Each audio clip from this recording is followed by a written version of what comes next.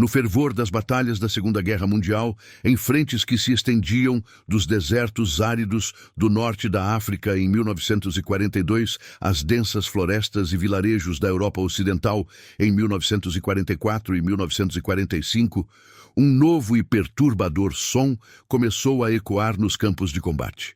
Não era o estalo seco e familiar de um fuzil de ferrolho, nem o rasgar contínuo de uma metralhadora pesada.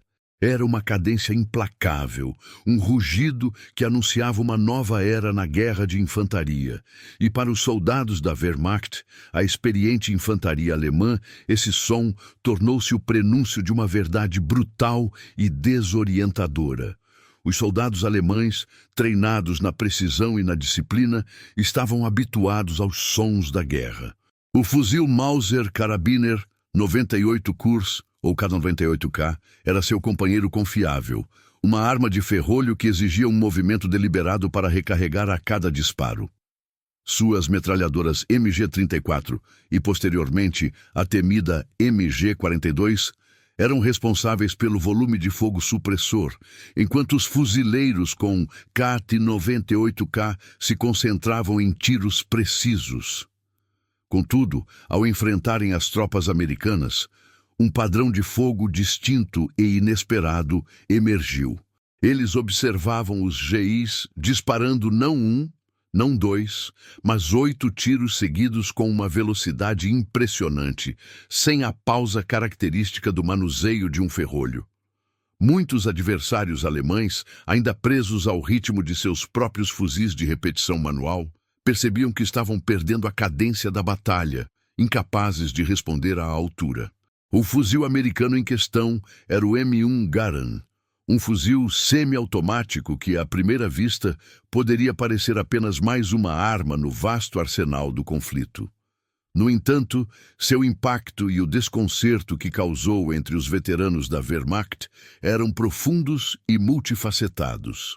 A questão central que este documentário busca responder é: por que essa arma, aparentemente simples, gerou tamanha surpresa e desvantagem para uma das forças terrestres mais eficazes da história?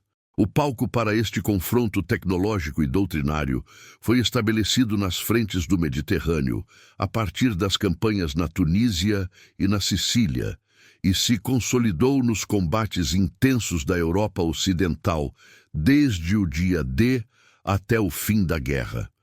A surpresa alemã não vinha da ausência de conhecimento sobre fuzis semiautomáticos. Na verdade, várias nações haviam experimentado com designs similares. A própria Alemanha desenvolveu o Gewehr 41 e, posteriormente, o Gewehr 43, fuzis semiautomáticos que viram serviço limitado. A União Soviética tinha o SVT-40. Contudo, a diferença crucial residia na doutrina e na escala de implantação. Enquanto outras potências produziam fuzis semiautomáticos em quantidades menores, muitas vezes destinados a atiradores de elite ou tropas especializadas, os Estados Unidos tomaram uma decisão estratégica sem precedentes: universalizar o fuzil semiautomático M1 Garand como a arma padrão de serviço para cada soldado de infantaria. Isso significava que um fuzileiro americano comum possuía uma capacidade de fogo sustentada que superava em muito a de seu equivalente alemão ou japonês. A guerra moderna, como se tornou evidente após as lições brutais da Primeira Guerra Mundial, exigia mais do que armas de repetição manual. As trincheiras de 1914 a 1918 mostraram a necessidade de um volume de fogo rápido e sustentado para suprimir o inimigo e permitir o avanço da infantaria. A proliferação de metralhadoras leves e submetralhadoras já indicava essa tendência. No entanto, a verdadeira promessa do fogo rápido, a capacidade de cada soldado individualmente contribuir com uma enxurrada de projéteis, permaneceu um desafio para a maioria dos exércitos. Os Estados Unidos, com sua visão estratégica e capacidade industrial, buscaram uma solução que não apenas aumentasse a cadência de tiro, mas que o fizesse de forma confiável e acessível para a massa de seus combatentes. O M1 Garand surgiu como a resposta americana a essa demanda crescente, redefinindo o papel do fuzileiro e, por consequência, a própria dinâmica do combate de infantaria na Segunda Guerra Mundial. Ele não era apenas uma arma, mas a materialização de uma filosofia de guerra que priorizava a superioridade de fogo no nível mais básico do engajamento. O M1 Garand, apelidado carinhosamente de Garand, representou a culminação de um longo e desafiador processo de desenvolvimento nos Estados Unidos. Sua gênese remonta à década de 1920, quando o visionário engenheiro John C. Garand, trabalhando na Springfield Armory, dedicou-se a criar um fuzil semiautomático que pudesse substituir o venerável, mas já obsoleto, M1903 Springfield de ferrolho. A visão estratégica por trás do M1 era audaciosa e, para a época, revolucionária. Equipar cada soldado de infantaria americano com um fuzil capaz de disparar rapidamente, sem a necessidade de operar manualmente um ferrolho a cada tiro. Isso significava democratizar o poder de fogo, distribuindo uma capacidade de tiro rápido e preciso por toda a linha de frente, em vez de concentrá-la apenas em metralhadoras ou em atiradores de elite.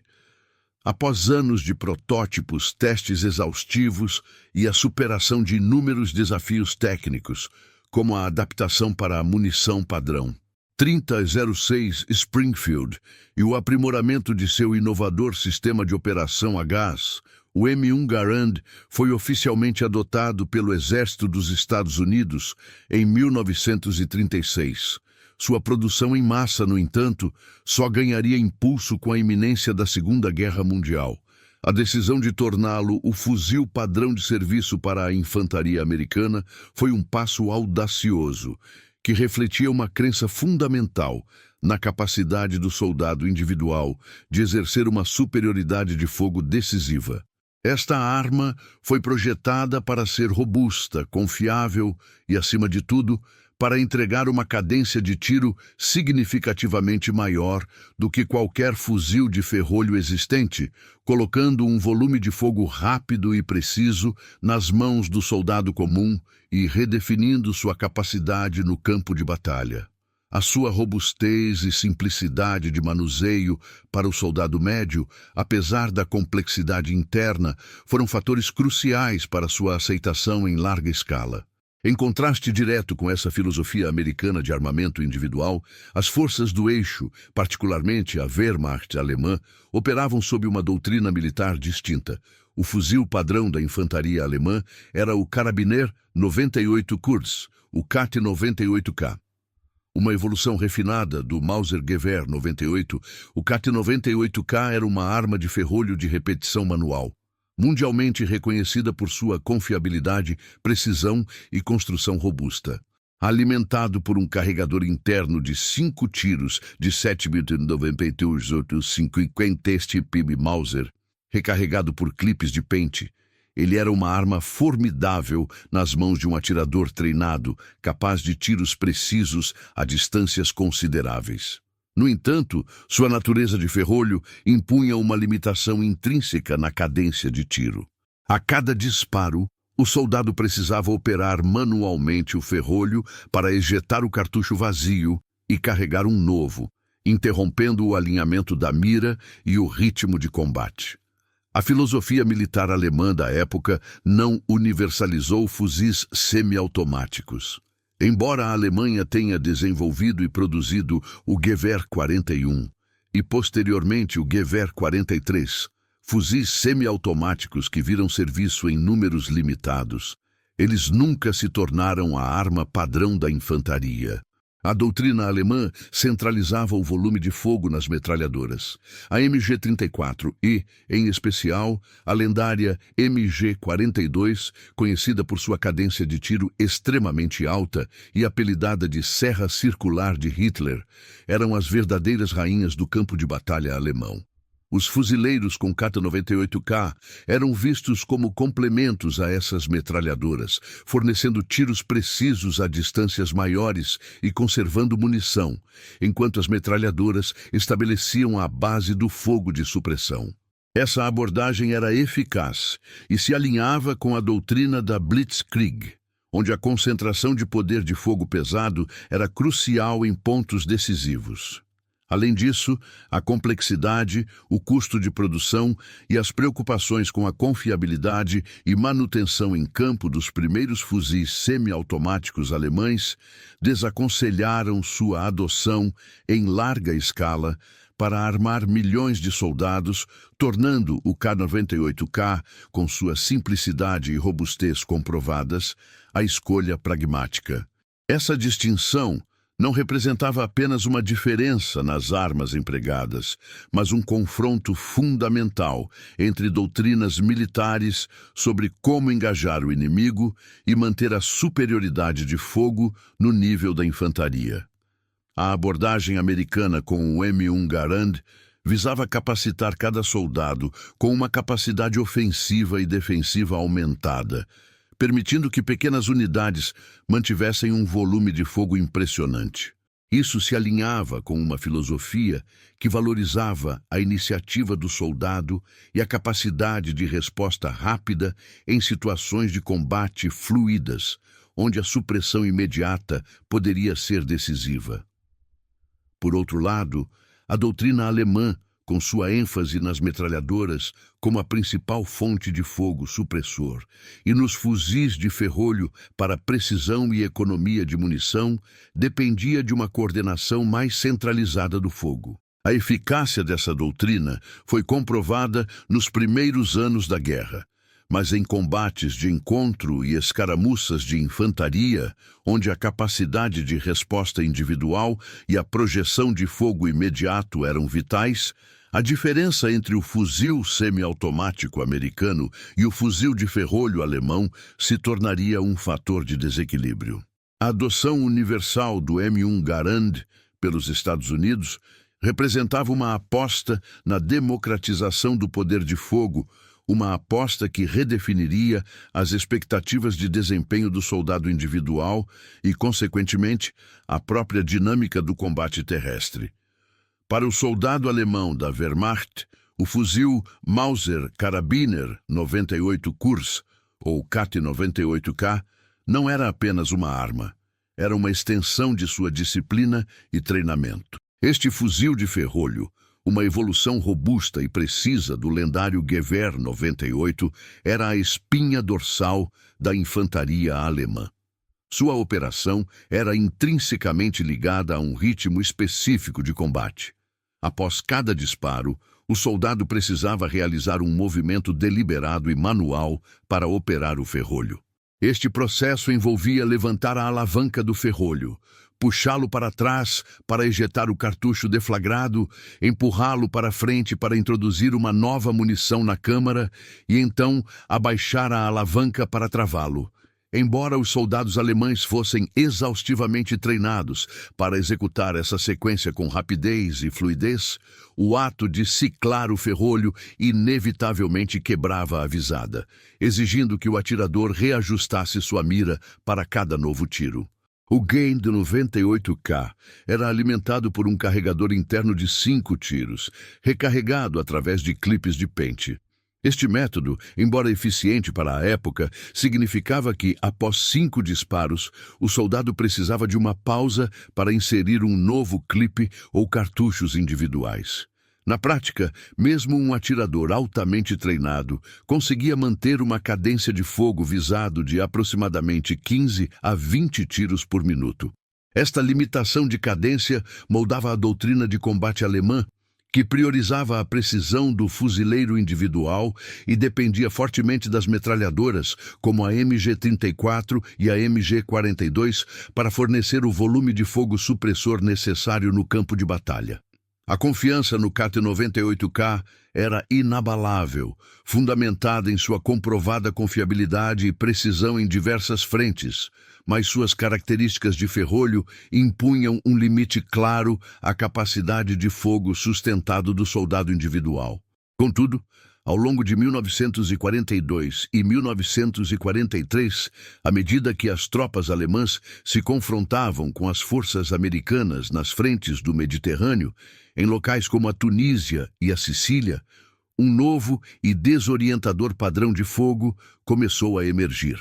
Os soldados alemães, acostumados ao ritmo cadenciado dos fuzis de ferrolho de seus adversários anteriores, foram tomados de espanto ao observar os GIs americanos disparando não apenas 1 ou 2, mas 8 tiros seguidos com uma velocidade impressionante, sem a pausa característica exigida pela operação manual de um ferrolho. O som da batalha mudava. Em vez de tiros espaçados de fuzis intercalados com rajadas de metralhadora, havia um fluxo de fogo mais contínuo e implacável vindo das linhas americanas. Esta capacidade de despejar uma sequência rápida de projéteis sem interrupção para recarga manual era um choque para a infantaria alemã. Eles se deparavam com uma enxurrada de chumbo que não conseguiam igualar, sentindo-se sobrecarregados e desorientados. A expectativa de que o inimigo precisaria pausar para recarregar, oferecendo uma breve janela para manobrar ou contra-atacar, era constantemente frustrada.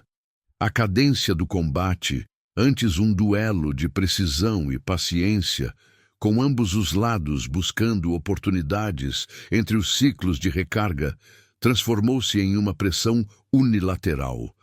Os alemães percebiam que estavam perdendo o ritmo da batalha, incapazes de acompanhar a velocidade do engajamento imposta pelo M1 Garand.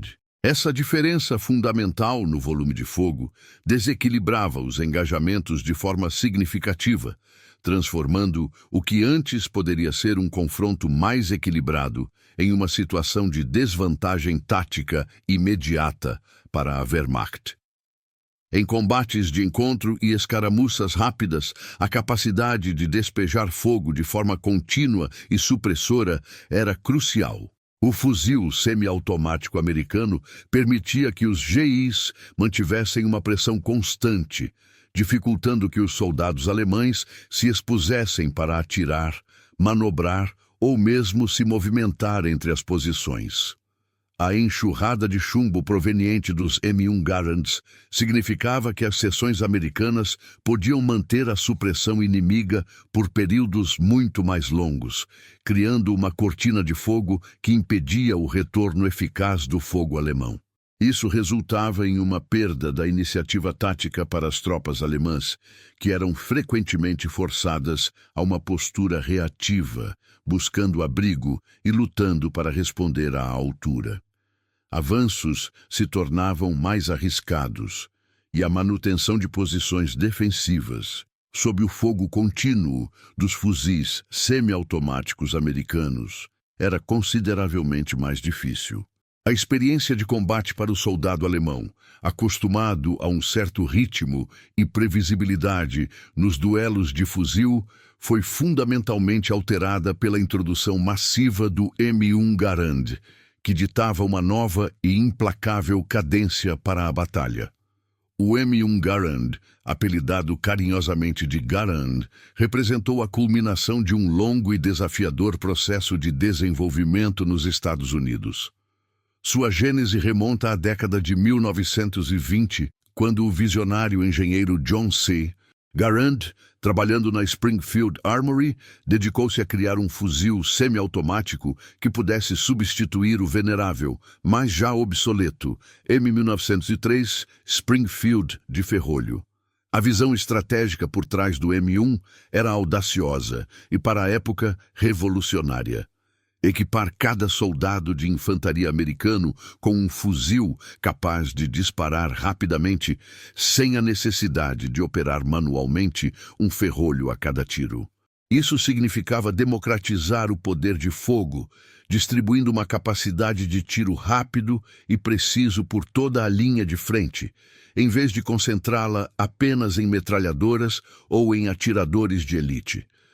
Após anos de protótipos, testes exaustivos e a superação de inúmeros desafios técnicos, como a adaptação para a munição padrão 3006 Springfield e o aprimoramento de seu inovador sistema de operação a gás, o M1 Garand foi oficialmente adotado pelo Exército dos Estados Unidos em 1936.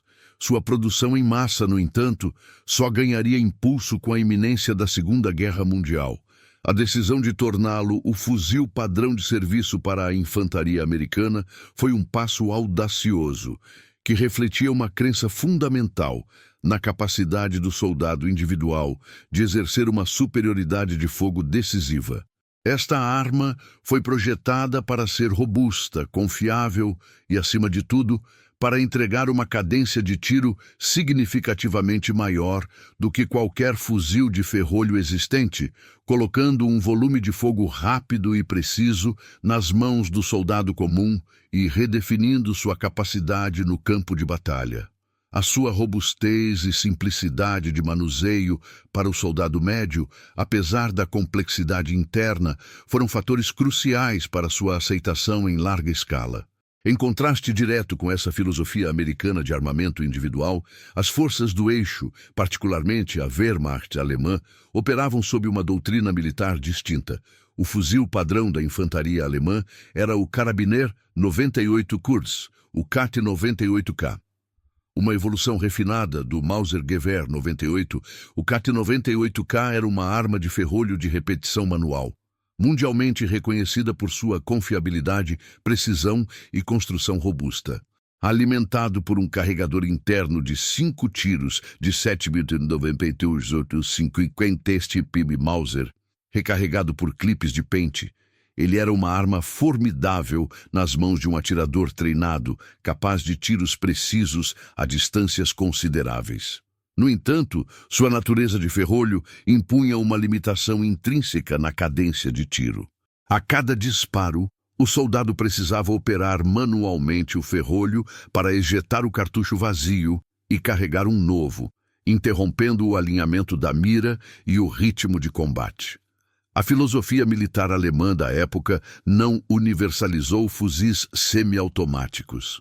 Embora a Alemanha tenha desenvolvido e produzido o Gewehr 41 e posteriormente o Gewehr 43, fuzis semiautomáticos que viram serviço em números limitados, eles nunca se tornaram a arma padrão da infantaria. A doutrina alemã centralizava o volume de fogo nas metralhadoras. A MG-34 e, em especial, a lendária MG-42, conhecida por sua cadência de tiro extremamente alta e apelidada de Serra Circular de Hitler, eram as verdadeiras rainhas do campo de batalha alemão. Os fuzileiros com KT-98K eram vistos como complementos a essas metralhadoras, fornecendo tiros precisos a distâncias maiores e conservando munição, enquanto as metralhadoras estabeleciam a base do fogo de supressão. Essa abordagem era eficaz e se alinhava com a doutrina da Blitzkrieg, onde a concentração de poder de fogo pesado era crucial em pontos decisivos. Além disso, a complexidade, o custo de produção e as preocupações com a confiabilidade e manutenção em campo dos primeiros fuzis semiautomáticos alemães desaconselharam sua adoção em larga escala para armar milhões de soldados, tornando o K-98K, com sua simplicidade e robustez comprovadas, a escolha pragmática. Essa distinção não representava apenas uma diferença nas armas empregadas, mas um confronto fundamental entre doutrinas militares sobre como engajar o inimigo e manter a superioridade de fogo no nível da infantaria. A abordagem americana com o M1 Garand visava capacitar cada soldado com uma capacidade ofensiva e defensiva aumentada, permitindo que pequenas unidades mantivessem um volume de fogo impressionante. Isso se alinhava com uma filosofia que valorizava a iniciativa do soldado e a capacidade de resposta rápida em situações de combate fluídas, onde a supressão imediata poderia ser decisiva. Por outro lado, a doutrina alemã, com sua ênfase nas metralhadoras como a principal fonte de fogo supressor e nos fuzis de ferrolho para precisão e economia de munição, dependia de uma coordenação mais centralizada do fogo. A eficácia dessa doutrina foi comprovada nos primeiros anos da guerra, mas em combates de encontro e escaramuças de infantaria, onde a capacidade de resposta individual e a projeção de fogo imediato eram vitais, a diferença entre o fuzil semiautomático americano e o fuzil de ferrolho alemão se tornaria um fator de desequilíbrio. A adoção universal do M1 Garand pelos Estados Unidos representava uma aposta na democratização do poder de fogo, uma aposta que redefiniria as expectativas de desempenho do soldado individual e, consequentemente, a própria dinâmica do combate terrestre.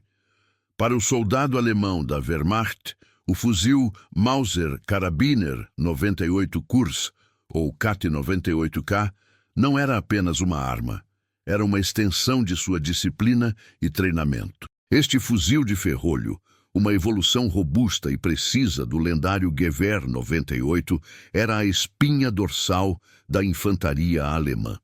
Sua operação era intrinsecamente ligada a um ritmo específico de combate.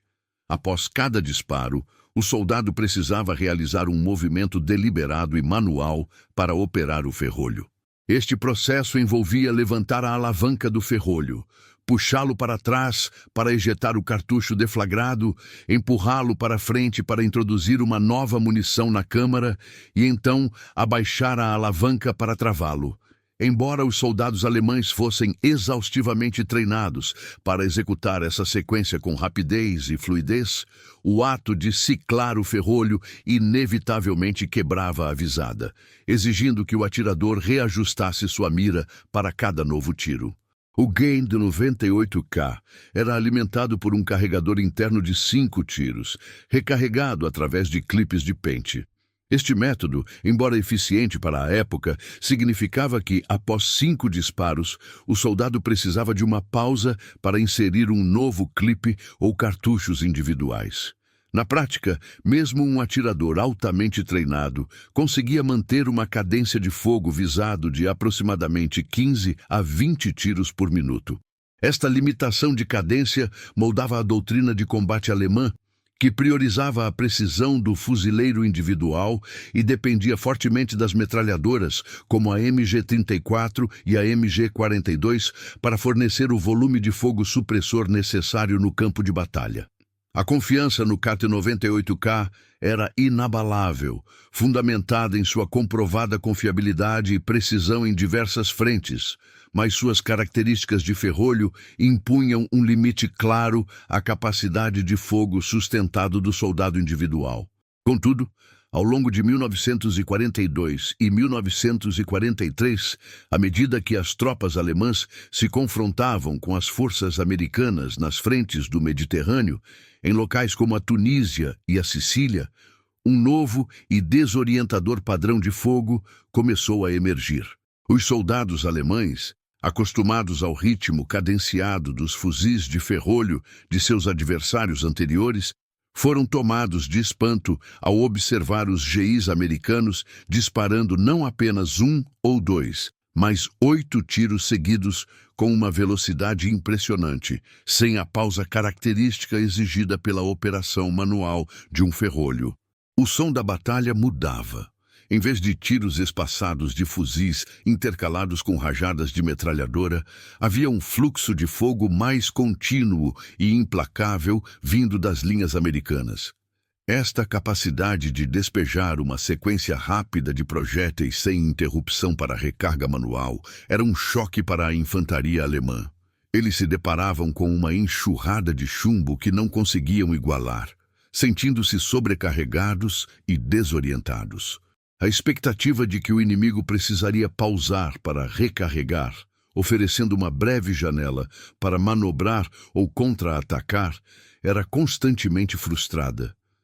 A cadência do combate, antes um duelo de precisão e paciência, com ambos os lados buscando oportunidades entre os ciclos de recarga, transformou-se em uma pressão unilateral.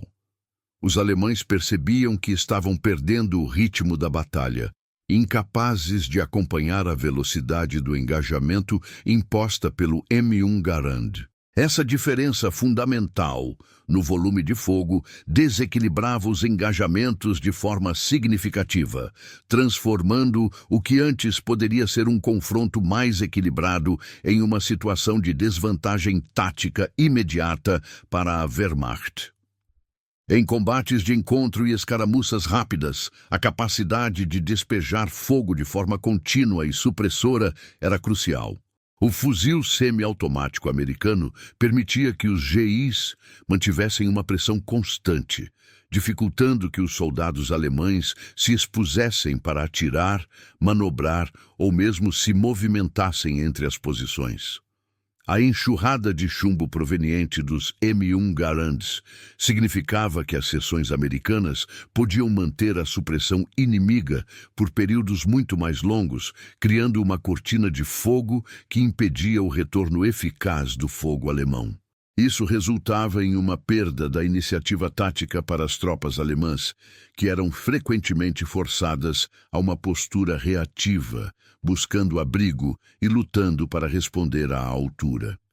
Avanços se tornavam mais arriscados, e a manutenção de posições defensivas, sob o fogo contínuo dos fuzis semiautomáticos americanos, era consideravelmente mais difícil. A experiência de combate para o soldado alemão, acostumado a um certo ritmo e previsibilidade nos duelos de fuzil, foi fundamentalmente alterada pela introdução massiva do M1 Garand, que ditava uma nova e implacável cadência para a batalha. Parte 4. Engenharia para a vitória. O M1 Garand em detalhes. A engenharia por trás do M1 Garand era uma demonstração de inovação funcional, projetada para maximizar a capacidade de combate do soldado individual. Sua característica mais distintiva era o sistema de operação a gás, um avanço crucial em relação aos fuzis de ferrolho. Ao disparar um cartucho, uma pequena porção dos gases de alta pressão, que normalmente impulsionariam o projétil, era desviada através de um orifício próximo à boca do cano. Esses gases atuavam sobre uma haste de operação que, por sua vez, acionava o ferrolho.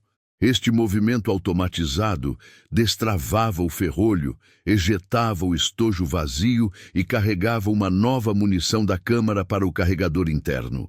Todo esse ciclo ocorria em uma fração de segundo, permitindo que o atirador disparasse o próximo tiro simplesmente puxando o gatilho, sem a interrupção manual necessária para recarregar. Outro componente-chave para a eficácia do M1 Garand era seu sistema de alimentação por clipe em bloco de 8 tiros. Diferente dos carregadores destacáveis de caixa ou da inserção individual de cartuchos, o M1 era carregado inserindo-se um clipe completo de 8 munições diretamente no carregador interno da arma. Uma vez inserido, o ferrolho fechava-se automaticamente, colocando o primeiro cartucho na câmara.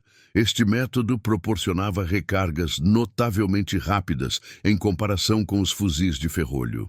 Após o 8º e último tiro, o clipe vazio era ejetado automaticamente com um som metálico característico, deixando o ferrolho aberto e pronto para a inserção de um novo clipe.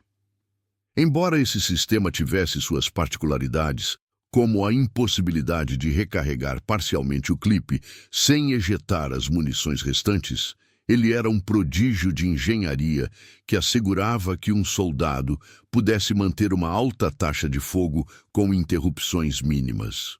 Além disso, o M1 Garand foi projetado com um recuo notavelmente domável para um fuzil que disparava o potente cartucho 3006 Springfield, O próprio sistema semiautomático, juntamente com o peso e o design da arma, ajudava a dissipar a energia do recuo, tornando mais fácil para o atirador manter a mira e realizar disparos subsequentes com precisão.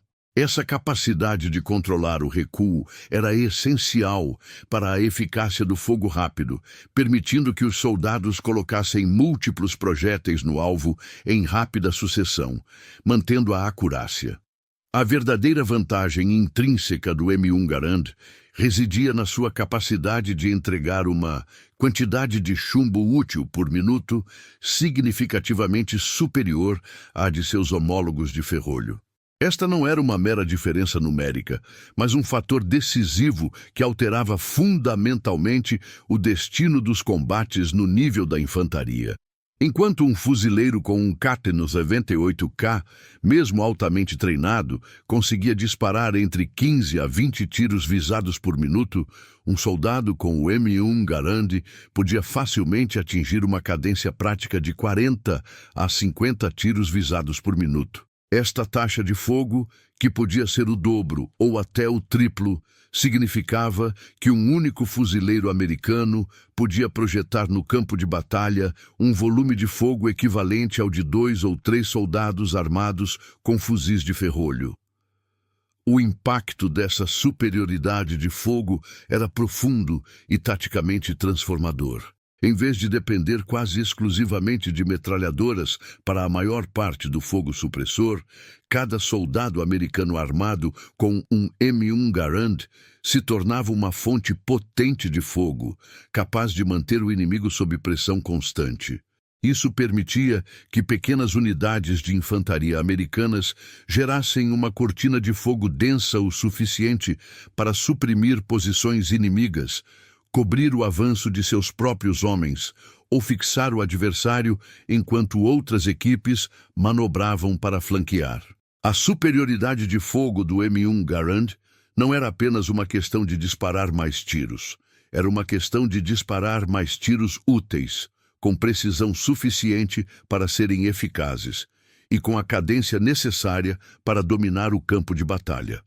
Essa capacidade de saturação de fogo no nível do soldado comum virou a balança tática em inúmeros engajamentos, transformando a posse de um M1 Garand em uma vantagem militar estratégica decisiva. A cadência de tiro no combate de infantaria não era um detalhe secundário. Era um fator determinante que decidia a vida ou a morte, a vitória ou a derrota. As estatísticas comparativas entre o M1 Garand e os fuzis de ferrolho da Wehrmacht revelam uma disparidade numérica que se traduzia em uma vantagem tática esmagadora para as forças americanas. Enquanto um fuzileiro alemão, mesmo altamente treinado e experiente com seu Karabiner 98 Kurs, conseguia manter uma cadência prática de fogo visado de aproximadamente 15 a 20 tiros por minuto, um soldado americano armado com o M1 Garand podia facilmente atingir entre 40 e 50 tiros visados no mesmo período. Esta diferença não representava apenas o dobro, mas em muitos casos o triplo da capacidade de projeção de fogo por soldado.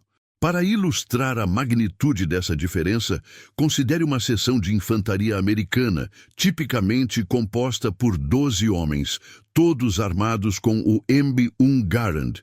Em teoria, essa pequena unidade poderia descarregar entre 480 e 600 tiros visados por minuto sobre uma posição inimiga.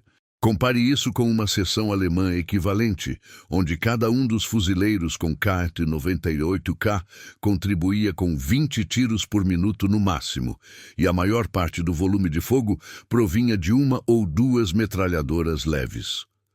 A capacidade combinada de fogo de fuzil da seção americana era, em média, 3 vezes superior à dos fuzileiros alemães, mesmo sem considerar o apoio de metralhadoras leves americanas, como a Browning Automatic Rifle, BAR, que adicionava ainda mais volume. Esta não era uma vantagem teórica, era uma realidade brutalmente demonstrada no campo de batalha, onde a quantidade de chumbo útil por minuto se tornava o árbitro final dos engajamentos. Essa força bruta dos números se traduzia diretamente em táticas de campo que alteravam a dinâmica do combate. As seções americanas podiam projetar um volume de fogo significativamente maior e, crucialmente, mantê-lo por períodos mais longos. Essa capacidade permitia a aplicação de táticas de saturação de fogo, onde o objetivo era suprimir o inimigo, fixando-o em suas posições, impedindo-o de levantar a cabeça para atirar com eficácia ou de manobrar. Enquanto os fuzileiros alemães eram forçados a breves rajadas de 5 tiros, seguidas por uma pausa para recarregar o clipe de pente ou cartuchos individuais, os GIs podiam manter uma pressão contínua, com a recarga do clipe de 8 tiros do M1, sendo um processo muito mais rápido e menos disruptivo para o ritmo de combate. Essa superioridade de fogo permitia às tropas americanas realizar manobras de forma mais segura e eficaz. Sob a cobertura de uma cortina de fogo densa e constante, uma parte da equipe podia avançar ou flanquear o inimigo, enquanto a outra mantinha o fogo supressor. Retiradas táticas também se tornavam menos arriscadas, pois o fogo contínuo do M1 Garand podia desencorajar a perseguição inimiga. Este conceito de fogo e movimento era fundamental para a doutrina de infantaria americana e foi exponencialmente facilitado pela universalização do fuzil semiautomático. Em contraste, as unidades alemãs, com seus fuzis de ferrolho, tinham que depender mais da sua metralhadora de seção para supressão, e a coordenação de fogo e movimento entre fuzileiros era inerentemente mais lenta e mais vulnerável às pausas para recarga. A capacidade de mover-se sob o fogo inimigo, mantendo a iniciativa, era uma vantagem tática que o M1 Garand proporcionava em larga escala. Além da vantagem tática mensurável, o impacto psicológico sobre o inimigo era profundo.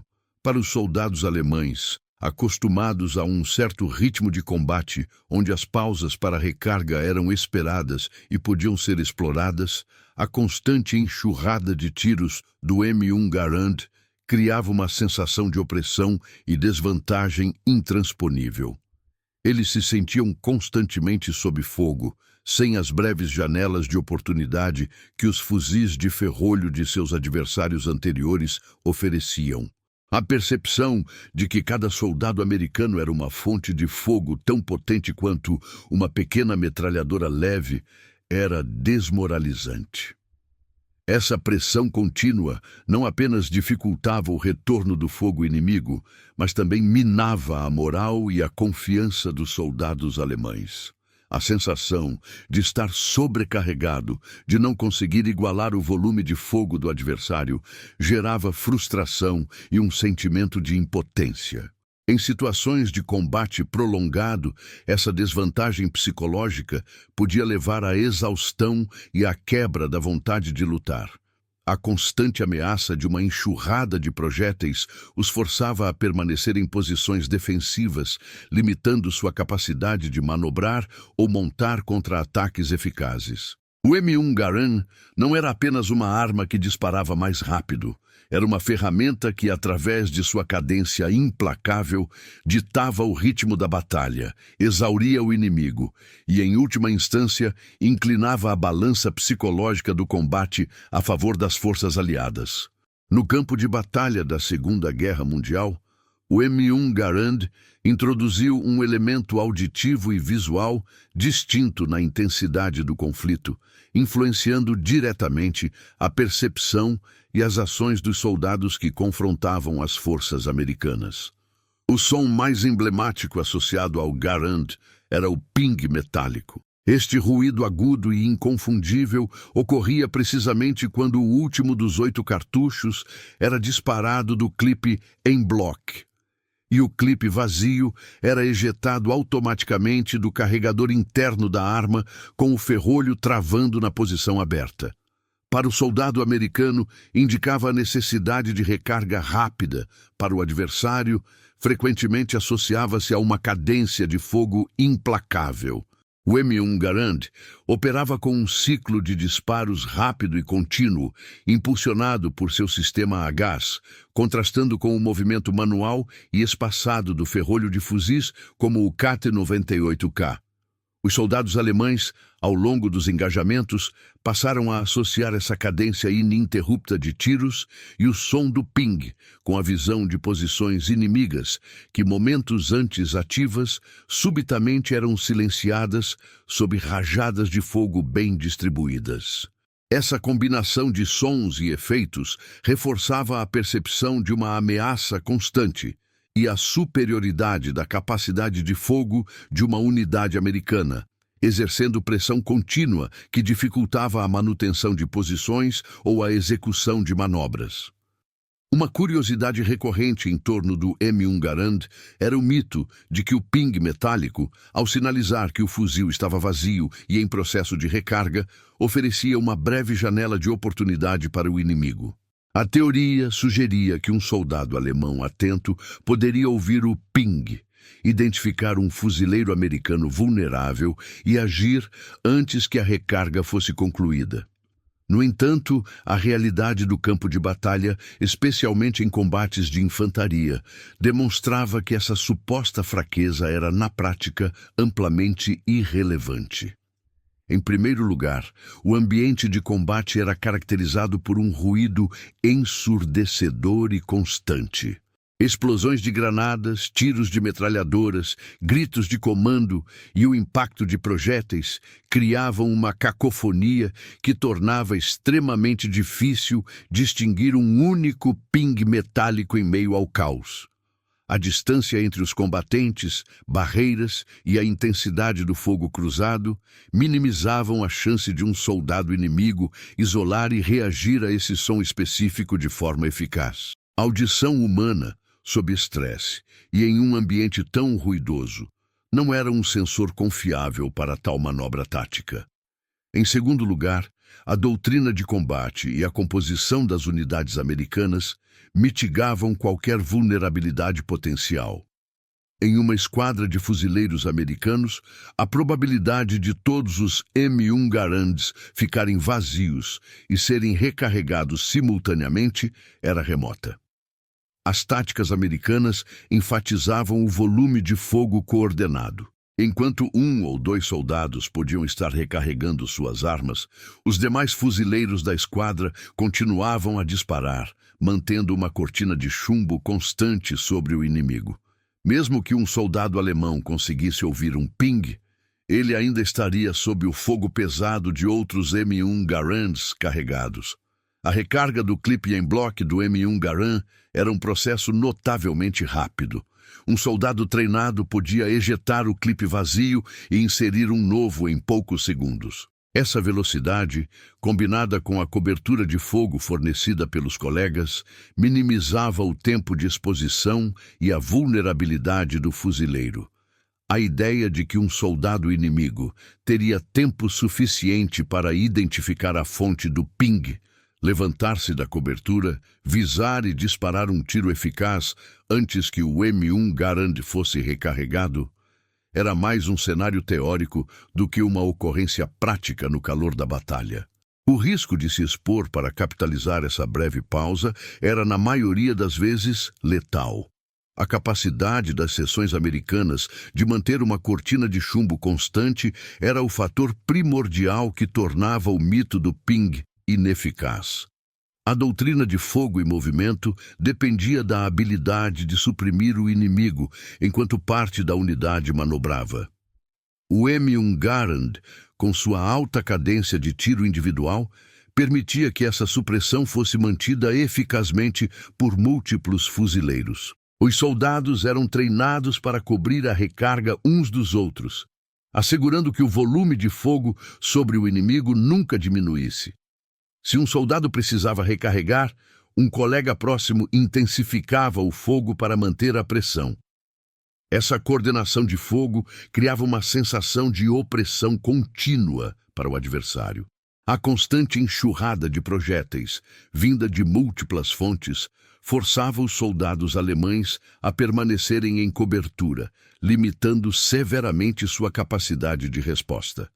O ping do M1 Garand, portanto, não era um sinal de vulnerabilidade a ser explorado, mas sim um subproduto mecânico de um sistema de armas que, em conjunto com as táticas americanas, estava projetado para manter uma superioridade de fogo avassaladora.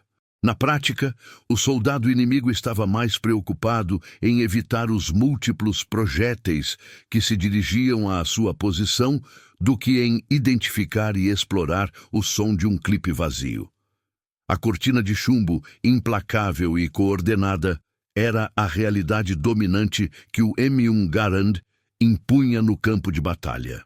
A introdução em massa do M1 Garand não apenas alterou a capacidade de fogo individual do soldado americano, mas fundamentalmente inverteu a dinâmica de combate em cenários cruciais como os combates de encontro e as defesas improvisadas. Essas situações, caracterizadas por sua natureza caótica e imprevisível, eram onde a capacidade de despejar fogo rapidamente se tornava um fator decisivo. Nos combates de encontro, onde duas forças se chocavam inesperadamente, sem posições pré-estabelecidas ou tempo para planejamento detalhado, a unidade que conseguisse estabelecer a superioridade de fogo inicial e sustentá-la tinha uma vantagem esmagadora. Com fuzis de ferrolho como o K-98K, os soldados alemães precisavam de uma pausa para recarregar a cada 5 tiros e para operar o ferrolho a cada disparo. Isso criava interrupções no fluxo de fogo que podiam ser exploradas pelo inimigo. Em um combate de encontro, onde cada segundo era crítico, essas pausas significavam uma perda de pressão sobre o adversário, permitindo-lhe reagir, buscar cobertura ou até mesmo montar um contra-ataque. A capacidade limitada de fogo rápido de um fuzileiro com K-98K significava que a maior parte do volume de fogo supressor dependia das metralhadoras da seção, que nem sempre estariam em posição ideal ou prontas para abrir fogo imediatamente. Em contraste, os fuzileiros americanos armados com o M1 Garand podiam disparar 8 tiros em rápida sucessão, recarregar o clipe de 8 tiros em poucos segundos e retomar o fogo quase instantaneamente. Essa capacidade permitia que as unidades americanas estabelecessem uma cortina de chumbo, densa e contínua, desde o primeiro momento do contato, fixando o inimigo em suas posições. Em um confronto súbito, a enxurrada de projéteis proveniente dos M1 Garands criava um ambiente de supressão imediata, onde os soldados alemães se viam sob uma pressão tão intensa que muitas vezes eram impedidos de levantar a cabeça para atirar com precisão ou de manobrar para posições mais vantajosas. Essa superioridade de fogo do M1 Garand permitia às tropas americanas ditar a cadência do engajamento. Em vez de reagir ao inimigo, eles podiam assumir a iniciativa.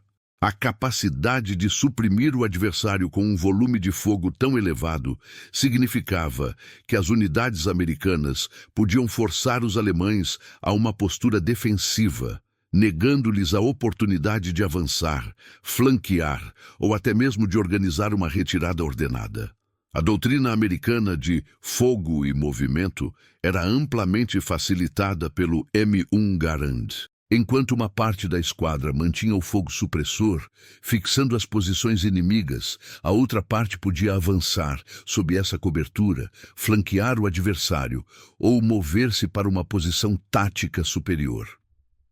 Considere um cenário de patrulha em que uma pequena unidade americana é emboscada por forças alemãs ocultas. Com fuzis de ferrolho, a resposta inicial seria mais lenta e menos volumosa, dando aos emboscadores tempo para consolidar sua vantagem. Com o M1 Garand, A patrulha americana podia responder imediatamente com uma enxurrada de 8 tiros por fuzileiro, seguido por recargas rápidas, transformando a emboscada em um tiroteio bidirecional intenso, onde o volume de fogo americano podia rapidamente neutralizar a vantagem inicial do inimigo. A capacidade de manter o fogo contínuo permitia que a patrulha americana se desengajasse sob cobertura ou contra-atacasse, dependendo da situação, sem as vulnerabilidades criadas pelas pausas de recarga dos fuzis de ferrolho. Em pontos de resistência defensiva, a presença de M1 Garands também inclinava a balança. Uma posição defendida por soldados americanos podia manter um volume de fogo tal que tornava qualquer tentativa de assalto frontal por parte da infantaria alemã extremamente custosa. Os atacantes alemães, mesmo com o apoio de suas metralhadoras, enfrentavam uma parede de chumbo constante dos fuzileiros americanos, que podiam engajar múltiplos alvos ou concentrar fogo em pontos específicos com uma eficiência sem precedentes para um fuzil individual. A dificuldade para os alemães em montar contra-ataques ou em manter posições sob o fogo contínuo dos M1 era um desafio tático constante. Essa dinâmica era evidente em batalhas como a da Floresta de Hürtgen ou nas Ardenas, onde os combates eram frequentemente a curta distância e em terrenos difíceis. Nesses ambientes, a capacidade de resposta imediata e o volume de fogo eram mais importantes do que a precisão de longo alcance. Soldados alemães relataram a frustração de serem constantemente suprimidos, incapazes de levantar suas cabeças para atirar ou de se mover sem atrair uma saraivada de projéteis. A iniciativa no engajamento passava para as mãos dos americanos, que podiam ditar o ritmo da batalha, forçando o inimigo a reagir em vez de agir. O M1 Garand, portanto, não era apenas uma arma que disparava mais rápido. Ele era um catalisador para uma nova forma de combate de infantaria, onde a superioridade de fogo, distribuída entre cada soldado, se tornava a chave para controlar o campo de batalha. Em pequenas escaramuças, em defesas improvisadas ou em avanços sob fogo, a capacidade de despejar uma enxurrada de chumbo útil por minuto permitia que as tropas americanas dominassem o engajamento, exaurissem o inimigo e, em última instância, inclinassem a balança tática a seu favor. A cadência imposta pelo M1 Garand transformou o soldado americano de um mero fuzileiro em um ditador do ritmo do combate. O M1 Garand, com sua concepção e implementação, transcendeu a mera condição de uma arma de fogo. Ele se estabeleceu como um ícone da engenharia e da doutrina militar americana durante a Segunda Guerra Mundial. Representou a materialização de uma filosofia que visava equipar o soldado comum com uma capacidade de fogo sem precedentes, transformando o fuzileiro individual em uma força mais potente e autônoma no campo de batalha. Sua robustez e simplicidade de manuseio, aliadas a uma capacidade de produção em massa que resultou em milhões de unidades entregues às tropas, demonstraram que uma tecnologia, quando bem aplicada e universalizada, podia ser revolucionária em seu impacto tático e estratégico. A decisão de armar cada soldado de infantaria com um fuzil semiautomático foi uma das maiores vantagens táticas que os aliados, em particular os Estados Unidos, puderam capitalizar. Enquanto outras nações ainda debatiam a viabilidade e a necessidade de fuzis semiautomáticos em larga escala, ou os reservavam para tropas de elite, os Estados Unidos apostaram na democratização do poder de fogo. Essa escolha estratégica não se focava na capacidade de um único tiro certeiro, embora o M1 Garand fosse preciso, mas sim na soma de milhões de tiros rápidos e precisos que podiam ser desferidos por toda a força de combate. Essa superioridade de fogo distribuída, repetida em cada fuzileiro, em cada esquadra, em cada companhia, criou uma superioridade tática repetida milhão de vezes, que se manifestava em cada engajamento, do menor ao maior.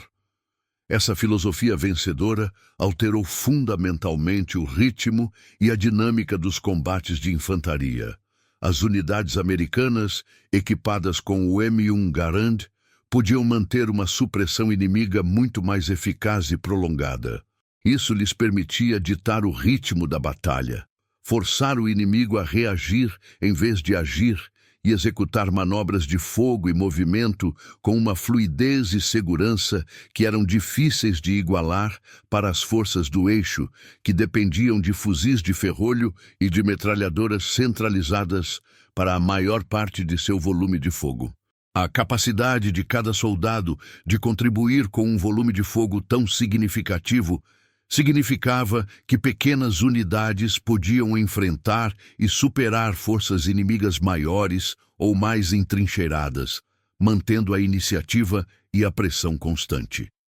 No nível mais básico do soldado na linha de frente, a escolha da arma padrão de serviço provou ter um impacto direto e muitas vezes decisivo no curso da batalha. O fuzil M1 Garand não era apenas uma ferramenta de guerra.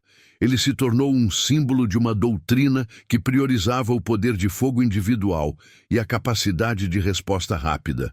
O som característico do ping metálico, que anunciava o esgotamento do clipe de 8 tiros, evoluiu de um detalhe mecânico para um eco onipresente da superioridade americana.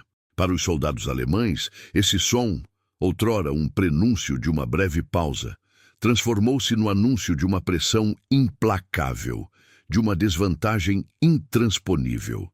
Portanto, o ping do M1 Garand não era apenas um som que indicava a recarga.